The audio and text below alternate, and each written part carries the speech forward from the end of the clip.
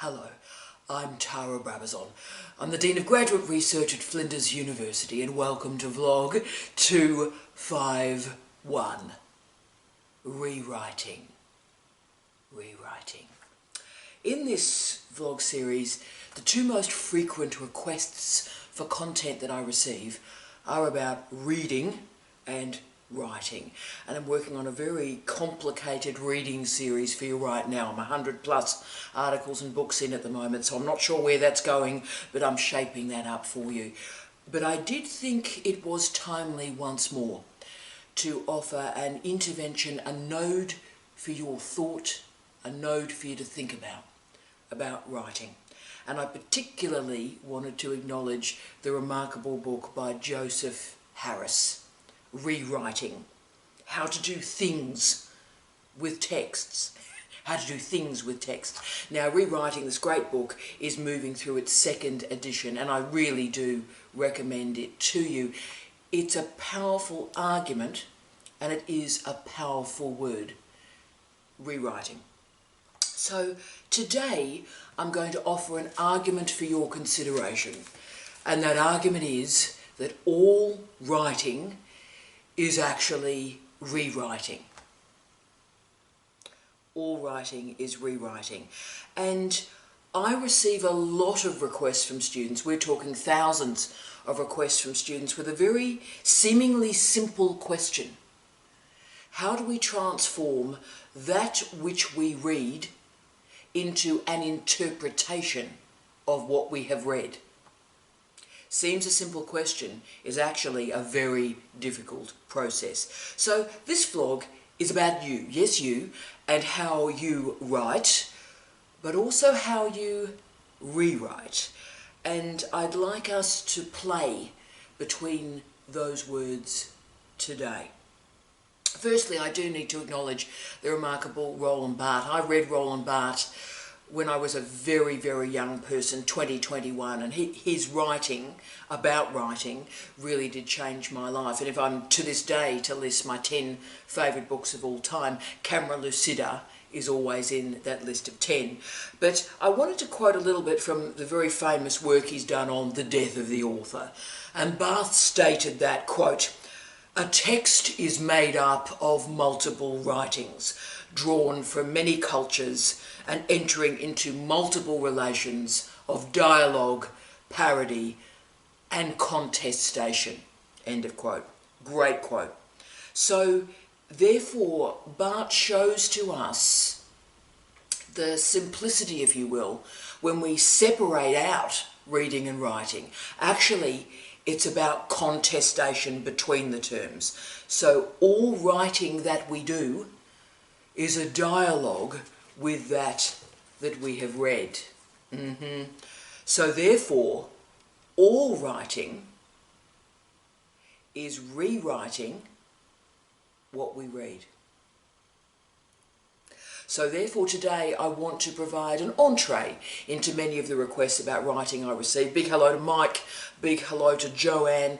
They asked me for some bespoke vlogs which I will deliver to you about interpretation and about analytical writing, and they're great vlog requests, but I needed to go here first to address those concerns. And I think Harris's book provides for us all the title, but also the argument for us to think about. And you can completely disagree with what I'm talking about today, but here's some ideas to think through and think about.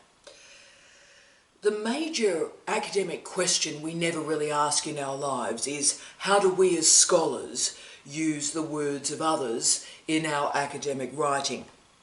Put another way, how do we work with the words of others in a way that organises, restructures and scaffolds our ideas to create originality? And I understand why we don't ask this, again, seemingly very simple question. And the answer is, we live in times where we have all these bogeymen around us.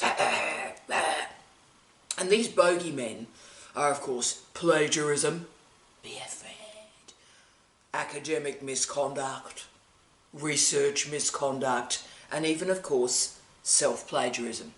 So these words and phrases frighten us.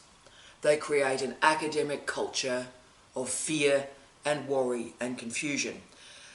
But my argument is also that the academic misconduct, research misconduct, creates a research culture of conservatism that's fueled by the fear.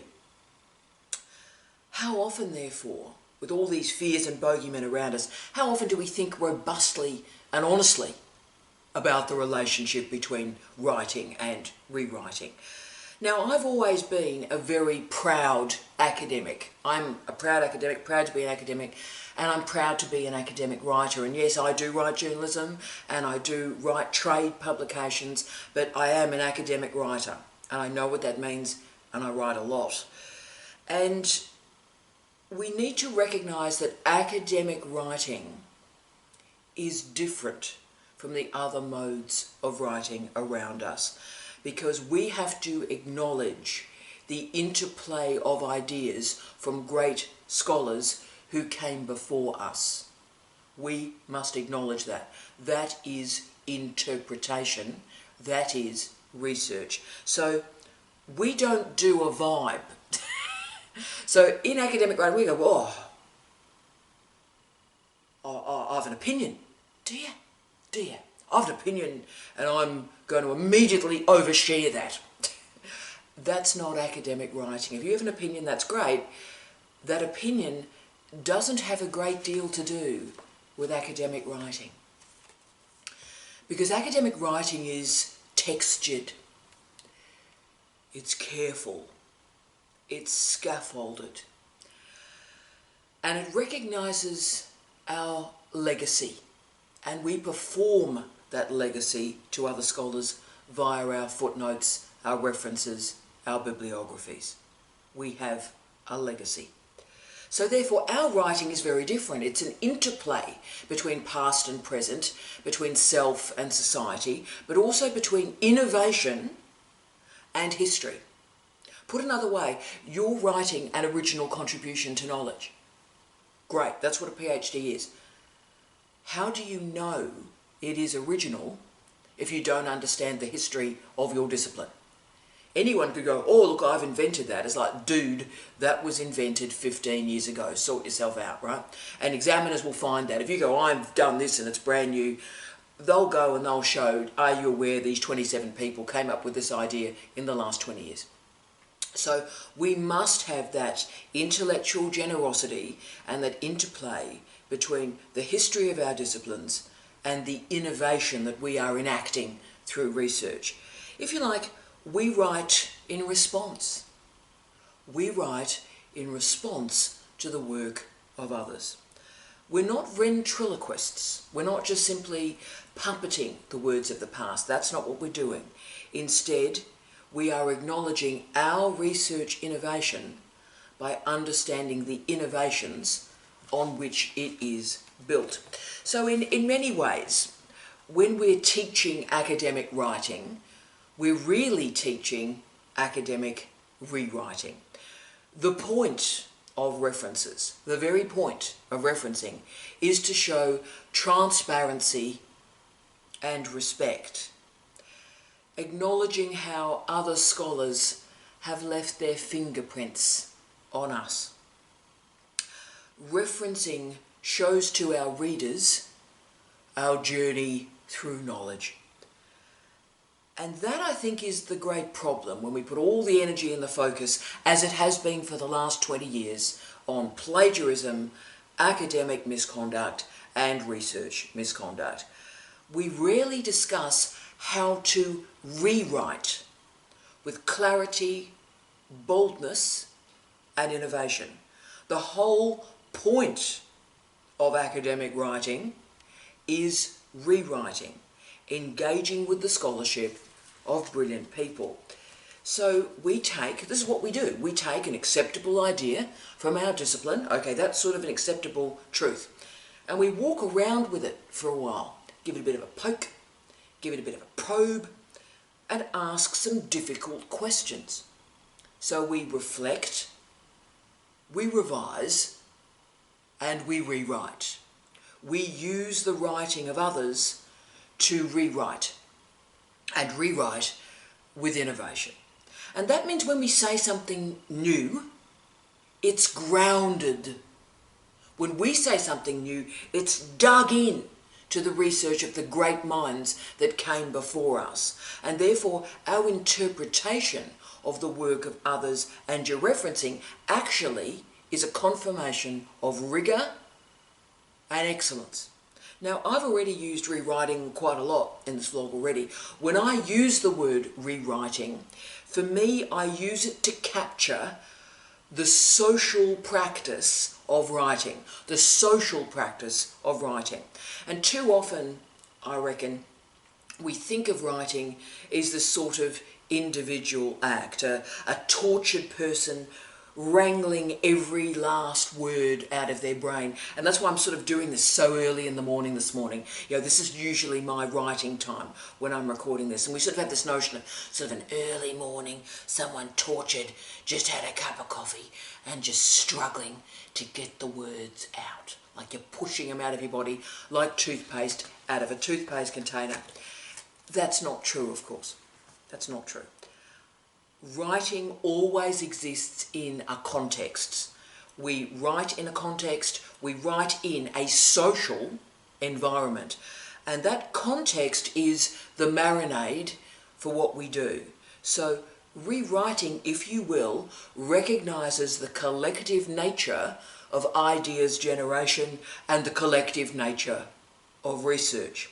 But further, and what I love about it is rewriting confirms that writing is an action. Writing is an act. We have an idea, that's great. We read around what other people have said about that idea. We move it around and then we render those ideas active when we write about them. So as you can see, writing is not a thing. It's not a vibe. It's a process, it's a practice, it's an act. Therefore, the word rewriting allows us to be reflexive about our context and how we approach the words of others.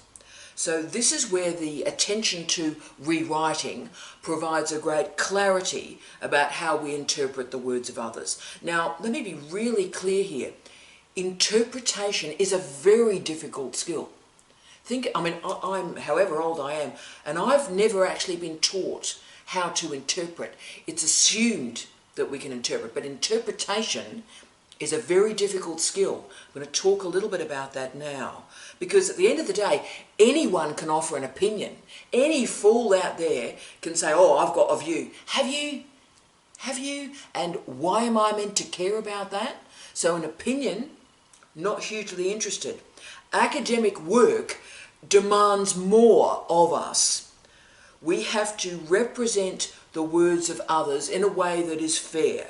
So paraphrasing the words of others in a way that is reasonable. But the challenge is, when you're looking at the work of others, what exactly do you emphasize in your interpretation? How do you avoid constructing a straw academic and a straw argument? Hard to do. It is challenging, and it's a great challenge for me, can I say. And because there's a lot of scholars that I read that I just go, wow, that's just dreadful. That's just, wow, that's just wrong. So what do you do when you read the scholar where you read it, you go, well, the methodology's wrong, the ontology's completely a mess, the research questions, what's going on here, and there's not enough reading. So, you know, what do you do? What do you do in those circumstances? And I often call this the Mark Prensky effect. I have a lot of problems with Mark Prensky. He's the guy that developed the phrase digital natives. So I think that guy basically destroyed 20 years of internet studies. So, so for me, you know, how do I respond to this person that I think is just absolutely wrong, okay? But you've got to allow, and I've learnt this through time, can I say, you've got to present the argument of that person on their own terms. You have to be fair and rewrite their ideas with clarity. Get that set first. What are they trying to do before you critique them? And that is the difference between opinion and interpretation. Make the argument, don't assume the argument. So what happens is we recognise a concept, an idea, an argument from a writer, and we acknowledge it on its own terms. Then, as we move that concept, interpretation, idea to another project, our project, perhaps our PhD research, we move it. At that point, we offer a critique. So through the movement of ideas, interpretation is created. There's no doubt that the digital environment has transformed our rewriting, not only because it's just so easy to cut and paste ideas, and that's a problem. That's a real problem, and that's why the plagiarism rates have increased. But what I think is the greater problem of the online environment in terms of writing is the speed at which we move ideas. The physical ability to move it doesn't worry me too much, but the speed at which we do that has had an impact. Because my argument is that the speed of the movement of text truncates, reduces the time available for us to rewrite the ideas with fairness. Have a think, have a breath, and interpret the ideas of others with clarity and with innovation. So the internet, the online environment, was not the end of Western civilization. It didn't create a decline in thinking. It didn't. But the speed at which ideas move has created a decline in interpretive space.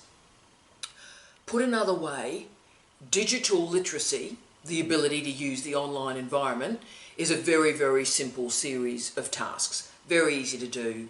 Digital literacy, doing stuff, it isn't hard, not difficult. But I'm arguing through my career that digital literacy has not been accompanied by information literacy. So that means we've cut and pasted, we've assumed that that's information literacy. Actually, information literacy is the capacity to weigh, to measure, to pause, to ponder, and offer an interpretation. So in this way, as you can see, digital literacies can actually block the development of information literacies through the speed of the textual movement. So digitized text gives us great potentials for sampling, resampling, repurposing ideas, and that's great. But interpretive time is also required. Now, I can tell a great deal about an academic, I can tell a great deal about a writer by what they read. As you know, when I examine PhDs, I turn to the reference list, the bibliography first. And I know where that thesis is going to go by the proxy of the bibliography reference list. I'm exactly the same when I'm reading refereed research every single day. I start with the reference list, and I know what I'm going to get by what's in the list and also what's not in the reference list. And the question we all must ask as scholars is, what do we do when the reading ends? How do we select the mode of writing that is to emerge from our research? Now, rewriting can be absolutely dreadful. Think about it.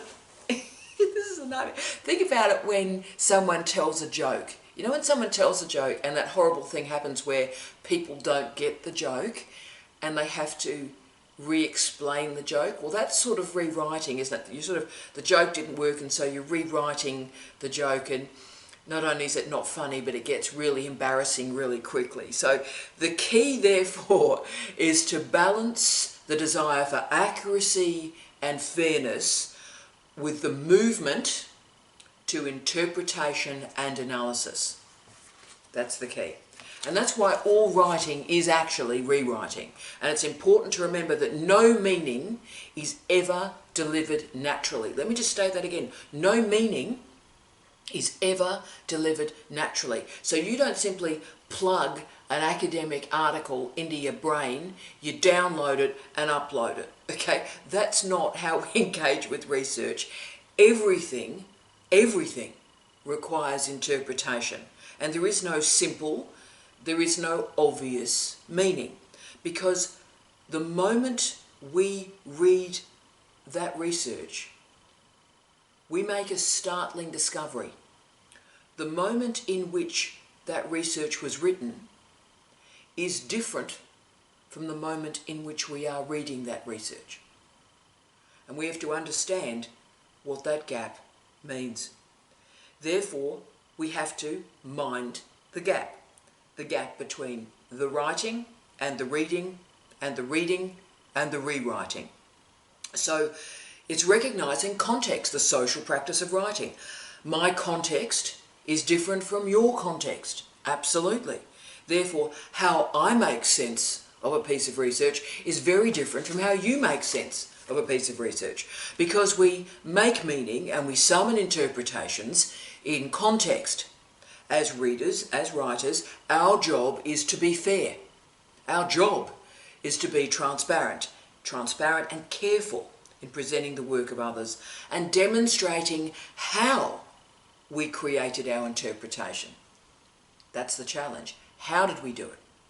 So when preparing for this vlog and thinking about how I create that interpretation and show I've created interpretations from work I often find is pretty dreadful, right? What do?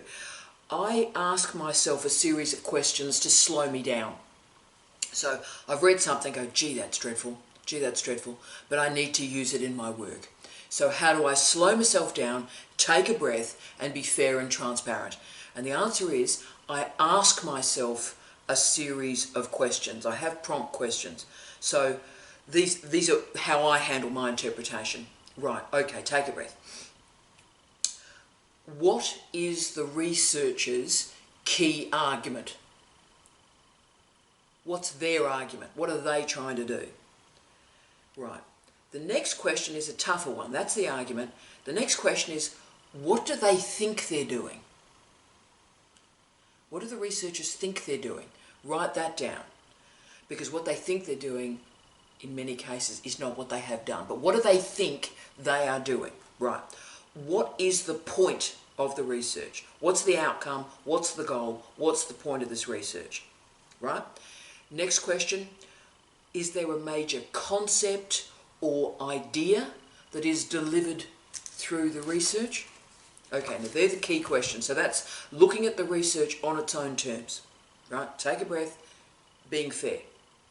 Then, at this point, we move into what are the strengths and the weaknesses of that research. And the next question, moving into your interpretation, why was it written? And where was it written? So you've got the context of that research. Now, these questions allow you to move from reading to writing, understanding the context in which the words were written and moving it to your context so you can use it. And that means you can, once you've done that, you can apply that reading to your own theories, your own data sets, and you'll be doing it with respect. And you'll be doing it with care. Now, I understand it is really tough to be generous to the ideas of others. Our first instinct, particularly in a Twitter age, is to give an idea a good shake and go, you're a loser. Wow, that person's an idiot. You're an idiot. You're an idiot. You're a moron. What were you doing? That was stupid. Stupid. That's what our age encourages. That person, you're an idiot. But trolling is not thinking. Being a troll is not being a thinker. They're different. So therefore, it is important that we take a breath, we relax, we present ideas as fairly as possible, and then we move to the strengths and the weaknesses. The way to avoid this easy move into opinion and understand the difference between opinion and interpretation is to just take a breath and ask, what was the writer trying to achieve? When they got up in an early morning to start writing, what were they trying to do? Why was their argument offered at this time? And who was their audience for the research? Because the other argument could be the audience for their research is different from the audience for your research. So understand the different readerships. So with all these questions, they help you contextualize the research. So suddenly you're rewriting work of others with a purpose, because you're configuring it in a way that it becomes mobile. You can move it into your research with decency. So, if you will, academic writing is a conversation. And look, each discipline has a different conversation. Physicists speak differently to anthropologists. Trust me, they do. Mathematicians speak differently from English academics. Psychologists speak differently from business academics. The conversations are different. But academic writing is more than a conversation between a reader and a writer, because academic writing exists for dissemination, to go to many readers. And citation is the strategy that we use to map your intellectual journey. So when we move ideas forward, we render them mobile through quotations or paraphrasing and references. We're actually allowing new readers to find these old ideas. How great is that? So someone's reading, go, oh, that's interesting. That's a very interesting idea. And they look at your reference and they're able to then find that scholar and read that scholar. That's the dialogue. Brilliant. So from this basis, this honest foundation, you can ask yourself, what do I bring to this discussion? What do you offer that is new? What do you offer that's new? And if it helps you when I'm asking that question of myself, often in a very early morning like this, I think a great deal about cover songs. You know, the greatest songs of all time, and then they do a version of it. I do a lot of work in popular music, and I'm pretty obsessed by cover songs. I do actually collect them. When I love a song, I get like 40 versions of it, right? So I'm one of those people. And so if we think about the greatest cover songs of all time, and I can talk about this for several years, but let's say Hendrix, All Along the Watchtower, let's say Pet Shop Boys, Always on My Mind. I will fight you in the car park if you don't like the Pet Shop Boys, Always on My Mind, just putting it out there. But there are many great covers. And what makes a great cover song? What creates a great cover? What do? Well, firstly, they acknowledge the original. The point of being a cover is you've got to hear the original in it. You've got to be recognised. So it becomes a foundation. It becomes a frame. And from that frame, from that foundation, the cover song then can create something new and spectacular through acknowledging the legacy. When we acknowledge the influence, we can summon our difference. From a very, very early morning, I wish you love, light, and peace. Tea out.